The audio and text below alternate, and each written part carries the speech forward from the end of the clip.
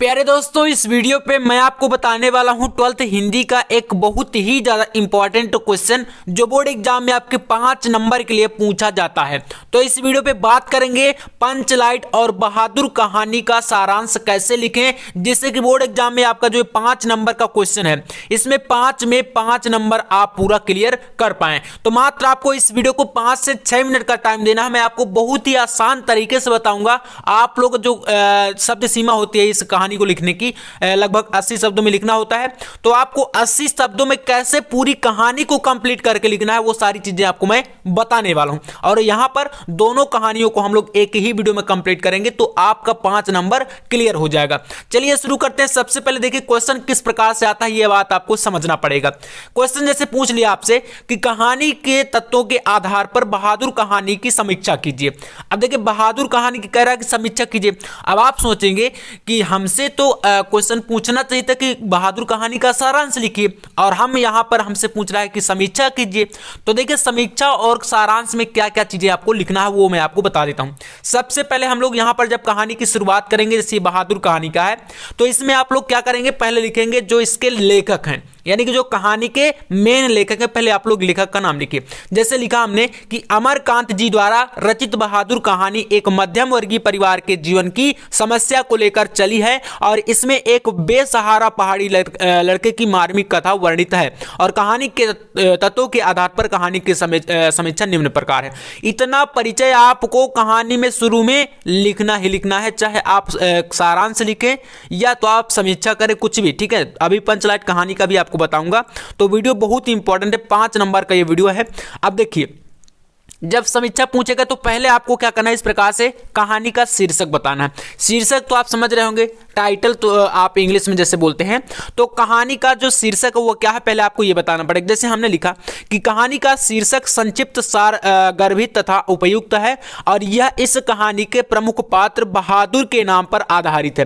ठीक है, यहां पर इस कहानी में बात करें तो बहादुर एक बालक का नाम है, यानी कि एक लड़के का नाम है, और इसे पढ़कर पाठक के मन में बहादुर के बारे में जानने की इच्छा उत्पन्न होती है। शीर्षक से ही मतलब ऐसा शीर्षक क्योंकि बहादुर नाम कोई सुनेगा तो फिर उसके मन में इसको पढ़ने की इच्छा जागृत होगी। ठीक है, तो इसके बाद यहां पर लिखेंगे यहां पर बहादुर वीरता का प्रतीक ना होकर पहाड़ी बालक है जो कि घरेलू नौकर का पर्याय मात्र है। यानी कि अगर आप सोचें कि बहादुर कोई मतलब बहादुर व्यक्ति का नाम है क्या, कोई मतलब युद्ध में लड़ने वाला कोई बहादुर है क्या, तो ऐसा नहीं है। वो वीरता का प्रतीक नहीं है, वो एक बालक है जो कि घरेलू नौकर का जो है मतलब घर में नौकरी करता था।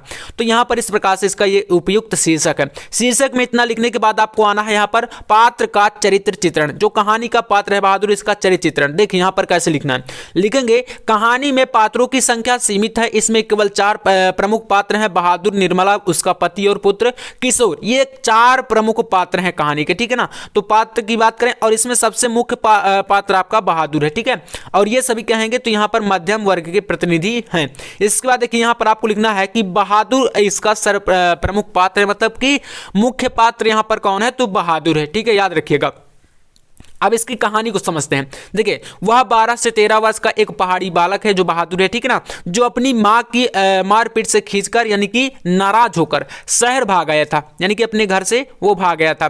और इसके चरित्र को सहानुभूतिपूर्ण से प्रस्तुत किया गया है ढंग से, और उसकी मानसिक दशा के परिवर्तन को बड़ी कुशलता से चित्रित किया गया है। अब देखिए यहाँ पर लिखेंगे लास्ट में कि वह निम्न दलित वर्ग का प्रतिनिधि है।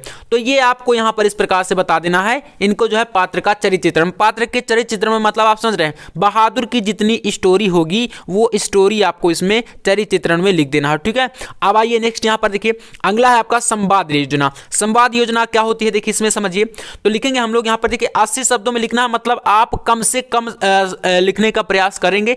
यही मैं आपसे कहूंगा, ज्यादा बढ़ाना नहीं, क्योंकि 5 नंबर मिलना है और अगर आप उसमें ज्यादा टाइम वेस्ट करेंगे तो फिर आगे के जो क्वेश्चन है वो छूट जाएंगे। तो इसलिए थोड़ा सा शब्द सीमा का विशेष ध्यान दीजिएगा।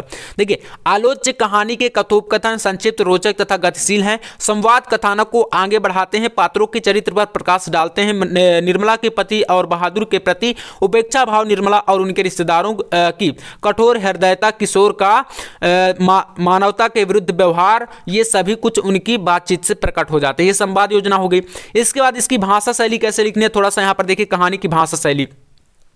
तो यहाँ पर लिखेंगे कि कहानी में सामान्य लोगों की चलती हुई व्यवहारिक भाषा का प्रयोग किया गया है। कहानी की भाषा वक्रता तथा घुमाव फिराव से सर्वथा दूर, सरल एवं स्वाभाविक है। ये इसकी भाषा शैली है। ठीक है, अगर इतना आपसे अगर बच्चों पूछेगा कि आप कहानी की समीक्षा करिए बहादुर कहानी की, तो यही आपको 4 हेडिंग लिख देना है और 4 में आपको पूरा 5 नंबर मिल जाएगा। अब बात करें, अगर क्वेश्चन पूछता है कि बहादुर कहानी का सारांश लिखिए, तो देखिए सारांश कैसे लिखना है यहाँ पर बहुत ही अच्छे तरीके से मैं अब आपको बताने वाला हूँ। ये आपका सारांश देखिए कैसे यहाँ पर पूरा स्टोरी में आपको बताऊंगा लिखना है।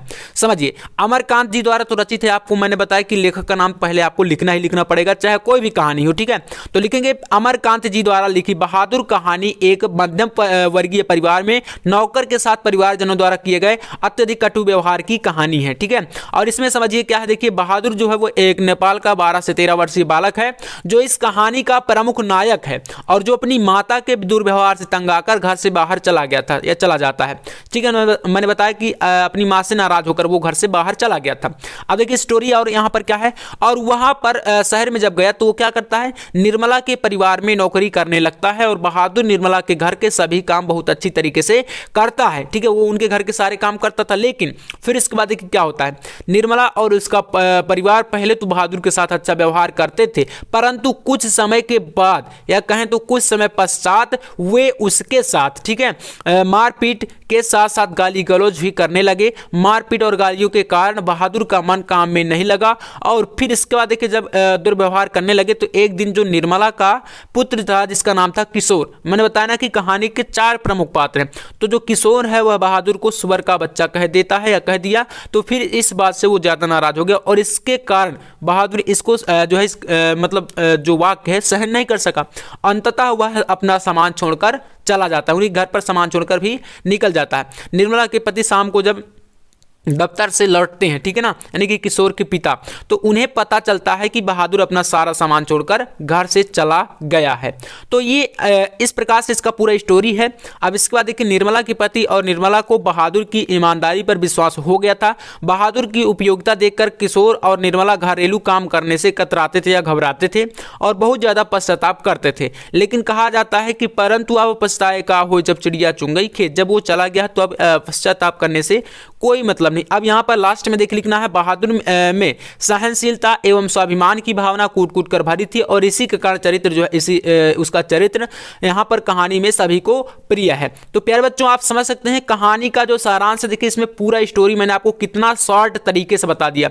आप अपनी बुक में जाएंगे तो भैया आपको मिलेगा पूरे 500 से 600 वर्डों में, ठीक है ना, यानी कि 2 से 3 पेज में रहता है बुक में, तो वो आपको ज्यादा पड़ जाएगा, लेकिन 5 नंबर में सिर्फ आपको 80 शब्दों में लिखना है, तो इतना आप लोग लिख के चले आइएगा, पूरा आपको मिल जाएगा। इसके अलावा आपका यहाँ पर एक इंपॉर्टेंट कहानी दूसरी है जो कि है पंचलाइट कहानी। पंचलाइट और बहादुर दोनों इंपॉर्टेंट है, तो चलिए पंचलाइट कहानी को सारांश कैसे लिखेंगे इसको भी हम लोग देख लेते हैं। पूरा अच्छे तरीके से यहाँ पर ऐसे ही लिख के आपको आना है। देखिए कैसे लिखना है, सबसे पहले आपको यहाँ पर बताना है पंचलाइट कहानी के लेखक कौन है।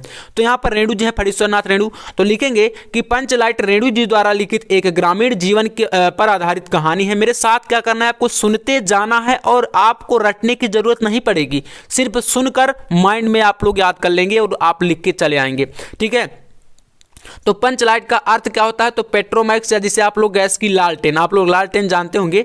तो गांव में अशिक्षित लोगों की एक टोली है जिसने रामनवमी के मेले में एक पेट्रोमैक्स खरीदा और गांव वाले उसे पंचलाइट कहकर पुकारते थे। अब देखिए इसके बाद उन्होंने पंचलाइट तो खरीद लिया, लेकिन प्रश्न यह उठा कि सामने जब प्रश्न ये आया कि उसे जलाएगा कौन। जलाना कोई जानता नहीं था, क्योंकि इसे जलाना कोई नहीं जानता था, केवल गोधन जो उनके टोली का एक व्यक्ति था, ठीक है ना, यानी कि एक युवक था जो कि पंचलाइट जलाना जानता था, ठीक है। इसके बाद देखिए जब गुलरी काकी की बेटी मुनरी को पता चलता है कि गोधन पंचलाइट जलाना जानता है, यानी कि उसे पता था, पता चलता नहीं है, उसे पता था, ठीक है ना। तो वो क्या करती है यहाँ पर, जब उसको पता था कि गोधन पंचलाइट जला देगा, लेकिन उसे समाज से बहिष्कृत कर दिया गया था, निकाल दिया गया था गोधन को, तो उसे बुलाया जाता है या बुलाया गया, तो गोधन ने पंचलाइट जला दिया। अब यहाँ पर देखिए जो हमने डायरेक्ट बता दिया, इसमें और भी काफ़ी सारी स्टोरी है। पहली बात वो आता नहीं है, फिर दोबारा रिक्वेस्ट वगैरह करके बुलाया जाता है, तो हम वहाँ पर ये सारी चीज़ों को ना लिखकर डायरेक्ट उसमें लिख देंगे, क्योंकि हमें शॉर्ट में लिखना है, क्योंकि समय कम रहता है। 80 शब्द का मतलब समझ सकते हैं, तो शॉर्ट में लिखना है,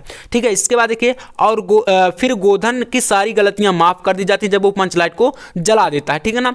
अब देखिए उसे समाज में जो है रख लिया जाता है, ठीक है, मतलब कि समाज में पुनः से उसको रख लिया गया।